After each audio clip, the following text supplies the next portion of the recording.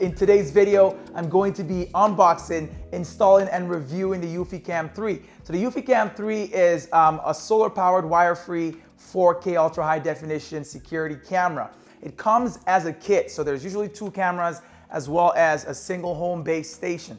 The Homebase station will allow you to store, all of your video recordings on it locally. That's the biggest thing about it for me. It's not even the wire-free installation, but it gets even better. You can also expand the storage from that 16 gigabyte to as much as 16 terabytes, by adding an SSD or an HDD. So we're gonna dive more into all the cool features that, this security camera system comes with. But before I jump right into the unboxing process, I'd like to let you guys know right off the rip that this is a sponsored video by eufyCam. All right, so this is what you get when you order the eufyCam 3. All right, let's check out one of the cameras. Very small, compact, nothing too large, and as you can see, we've got the solar panel on the top right here. So we've got the camera lens here as well as some kind of a LED light at the top right there. On the back side here, we've got a sync button. We've got a threaded hole for mounting the camera as well as a USB-C port. All right, so we've got two of these little guys here. So this is what you'll hook up to your home network, using LAN cable right here, and then connect the cameras to it. We've got a sync button up here just like we've seen on the cameras. Finally, we've got the power adapter port. Press here to open the top cover. Recommended, insert a hard drive to expand storage capacity. Enjoy expansive storage locally. So that's pretty cool. I don't see a lot of cameras that offer that capability. As you can see right there, we've got our drive slot. So this will be able to hold HDD or SSD with unlimited capacity. 2.5 inch is what you would want to get, so interface can be SATA drive. You're going to mount this onto whatever or wherever you want these to go, using two screws, and then you just screw these into the bottom of each camera. I'm pretty sure you can then twist the head in whatever direction you want it to point at. Quick start guide, warranty cards. So right here we've got an Ethernet cable, a USB to USB-C cables. Right here we've got some hard drive screws as well as a pin for resetting the device for that little hole on the back side. Here we've got two sets of mounting screws, the power adapter. The first thing you'll do is download the app eufyCam from either the Android store or the Apple store, whichever device you've got. Once you've got the app downloaded, what you want to do is add a home. So I've already got one added right there. You can go ahead and hit manage home here and you'll see add new home. So let's go ahead and add a device right quickly here. So I'm going to hit add device. So we've got a bunch of devices here, but we're going to be installing the S380 Homebase first. So I'm going to click on that and then we're going to add to the Midas home. I'm going to hit next and it says connect the Homebase to your router's LAN port and power it up as well.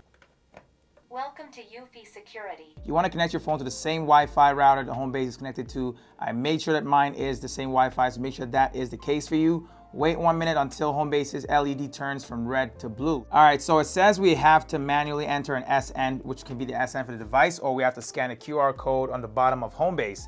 So we're going to scan the QR code instead. Has received a pairing request. Press the sync button on the back to accept it. I'm going to hit that button on the back side there. Homebase was added successfully. All right, so the next section is face management. You can add, a bunch of faces, people that you want the camera to recognize. I'm gonna add a familiar face here, which will be my face. Make sure you've got some good lighting as well. So I think I've got some good light in there. I'm just gonna use this. I'm gonna put a family member, just, me. Pretty much done setting up Homebase here. Add another device here. And this time we're gonna add the S330 eufyCam, the solar cam, and then to Midas home as well, and then hit next there. During this phase, you want to make sure that you keep the camera and the Homebase within 1 meter of each other. Press the sync button until you hear the beep. 2 seconds on the camera. Device was added successfully. So if you're going to be setting up 2 cameras, make sure to set the second one up just the exact same way we've just set up this one. Now it tells you to fully charge the battery before mounting. The blue one is the one you'd want to use to charge. At least that's what eufy has recommended because it's a fast charge port. You can also normally charge it using a 5 volt 2 ampere USB power block. The app is saying it'll take about 8 hours from no electricity to fully charge through a 5 volt 2 ampere power source. Once you've got the cameras charged to 100%, you want to close up the USB ports. That way you prevent the elements from getting in there. eufyCam has got some mounting tips for you guys. So the camera should be placed 7 to 10 feet off the ground. You want to keep the PIR lens level for the best results. You want to tilt the camera down at about a 5-degree angle. You also want to keep the solar panels receiving light, so make sure that they're exposed enough. The last thing we want to do before mounting the camera is test the signal strength. So we'll need to bring the smartphone as well as the camera itself to where we're going to mount it and see how strong the signal is. If the onboard storage provided on the Homebase is not enough for you, because there's 16 gigabytes on there, then you can also go ahead and add a 2.5-inch drive. It can be an SSD or it can be an HDD. I'm gonna mount the drive onto the tray here. So that's done. We're gonna throw this back into the Homebase.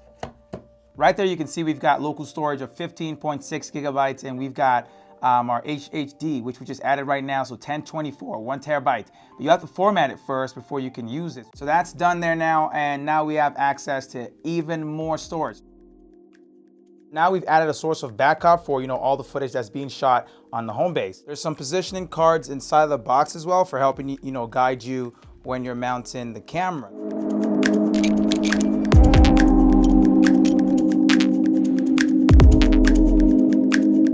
First off, if you don't want to use the onboard storage or expandable storage options, you can always go for cloud storage. There's 2 different options. Let's dive into the features of the Homebase station. So we're gonna open that one up and we're gonna see that the entire interface looks pretty good. On the top left corner there, we've got all the cameras that's connected to the base station, so you only got one there. Under that, we've got Bionic Mind AI, which is pretty much tied to Homebase. So it empowers each camera that's connected to that Homebase station with certain features that enhance like motion alerts or motion sensitivity. So under Bionic Mind AI, we have face management. So you can add faces here. I already added one during the setup. That way it'll be able to identify me at any point in time. So with AI empowerment, the AI will empower each camera that's connected to the S80 Homebase, provided you enable it here. So I've enabled the single one that I've got. That's one of the most unique things about having this kit right here. There's 4 different AI detection modes, which really separates what the camera is detecting. So we've got face detection, we've got person detection,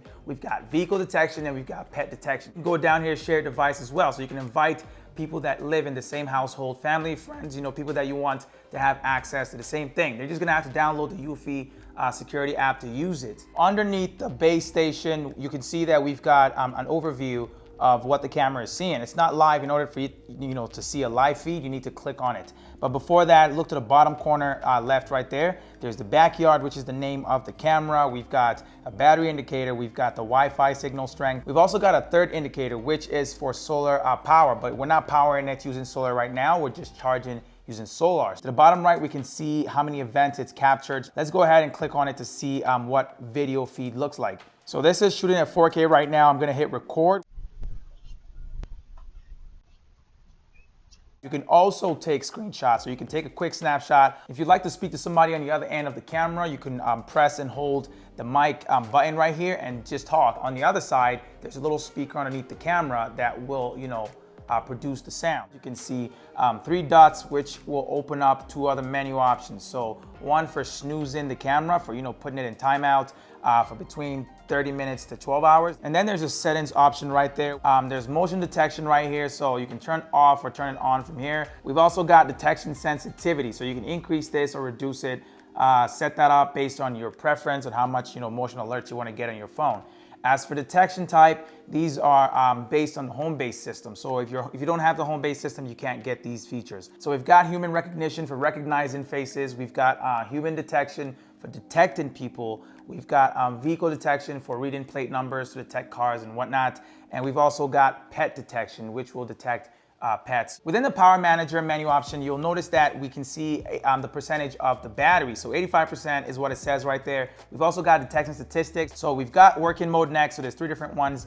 Optimal battery life, which will record for only 20 seconds. Next, you have optimal surveillance, which will record for up to 60 seconds. And then finally, you have customize your recording, which will allow you to customize how long it records. You can also check out the solar charging energy, which is still in beta, but hopefully it's as accurate as possible. So it tells you that 300 milliamp hours is approximately equal to 2% of battery power. So I've got the first 3 days at 19, 16, and 9, very low, but I didn't have the camera installed. So it was just sitting in a room. But on the 4th day, so the 15th, you can see there's 40 there. I installed the camera in the evening, and was able to still get some charge out of, whatever sunlight was left. If you're not getting as much sunlight, you can always, reposition your camera, make sure that it's in the location where it's able to get as much light as possible. Make sure it's not being covered. At the bottom there, you can also choose the power source for the camera. So we've got it on battery right now, but you can also choose external solar panel. So you can connect this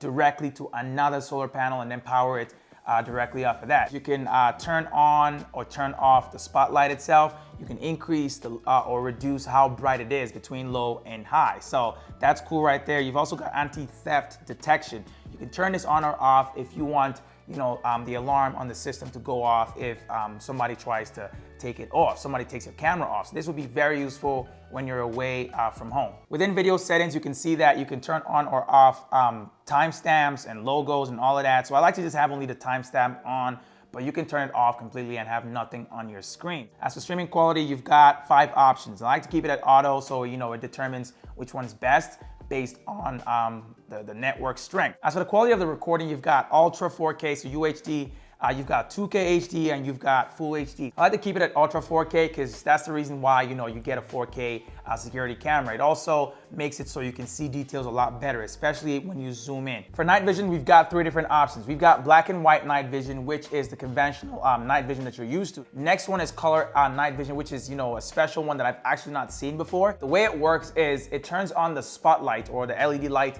whenever motion is detected, and then it records a colored video. Just know that mode consumes a lot more of the battery power. So you can add privacy zones, which is a feature that will let you block off certain areas from the camera recording. So you don't want the camera capturing certain motion, you don't want the camera capturing certain people or certain areas, then you set up privacy zones. So I'm gonna draw out this little section right here. Unfortunately, you can't really draw it out the way you'd want. It's not perfect, but it kind of works. So you can just mark out that area right there, hit a check mark, and it adds that as a privacy zone. Audio settings gives you control of the mic and the speaker. So you can toggle on or off microphone, audio recording, as well as the speaker. So we've got notifications as well. So you can turn on most efficient, which will get notification without delay. So only text, no images, nothing at all. Or you can go for full effect, which will get both text and then thumbnails. The final method is include thumbnails. So get the full notification all at once. Under storage there, you can also add this to a NAS if you've got a NAS or a network attached storage. Events will, showcase all the different events that have been recorded based on different reasons. At the top there, you can see a video. I'm gonna open that up right quick. It shows that I was identified because I added myself as a familiar face during the setup phase. So now it can tell whenever it sees me. Under the security menu, you can arm your cameras, in different ways. You can arm it as home, away, disarm, geofencing, or schedule. I like to keep mine on geofencing because that way, it's based on where I'm located at present. Very affordable, at least in my opinion, for what you get. Let me know down in the comment section what you think about this camera and if you would go for something like this. But that's all I've got for you guys in this one. If you want to find out more about the product, make sure to check down in the description below. I've added a link for you guys. If you enjoyed the video, go ahead and leave a like down below. Subscribe if you're new to the channel, and I'll catch you guys next time. It's Tommy, and I'm out, y'all.